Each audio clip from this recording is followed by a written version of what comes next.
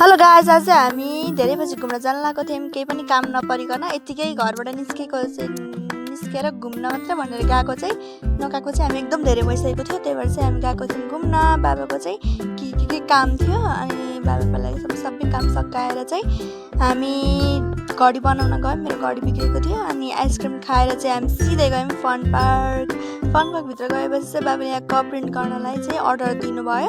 त्यसपछि हामी गयौँ घुम्न अनि यस्तो भित्रपट्टि गएको बहिनी फेरि के खेल्ने भन्दै थिइन् अनि बाबाले चाहिँ हामीलाई घोडा चढ भन्दै भइसक्यो। तर हामी चाहिँ घोडा चढेनौँ हामीले चाहिँ चढ्न चाहिँ। त्यसपछि फेरि मेरो बहिनी रोटेपिङ खेल्ने भन्न थाल्यो। बाबाले चाहिँ यस्तो हलाउँछौस् नखेल भन्नुभएको, रिसाइहाल्यौँ। त्यसपछि चाहिँ पपकर्नहरू किनेर चाहिँ हामीले पकायौँ अनि फेरि एउटा राइड भेटेर चाहिँ उसले एउटा राइड चाहिँ खेल्यौँ।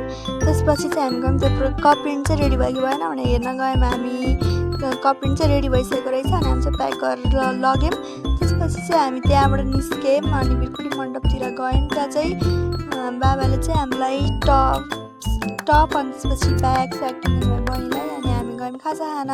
चटपटे, लिची जुस, मोमो, कोक सोक खायौँ। त्यसपछि हामी सिधै गयौँ रत्न पार्कभित्र गएर यसो बसिरहेको थियौँ अनि बाबाले चाहिँ टुरिस्टसँग कुरा गर भन्नुभयो अनि हामीले चाहिँ टुरिस्टसँग कुरा गरेको थियौँ। के कुरा गरेको थियौँ भनेर थाहा पाउनको लागि चाहिँ फुल भिडियो हेर्नु होला। त्यसपछि चाहिँ बहिनी स्लाइड खेल्यौँ अनि हामी गयौँ पछाडि पोखरी साइड। त्यहाँ पोखरी साइडमा गएर यसो फोटो खिच्यौँ, ट्रेन्ड बनायौँ। त्यसपछि चाहिँ हामी फर्क्यौँ घरतिर।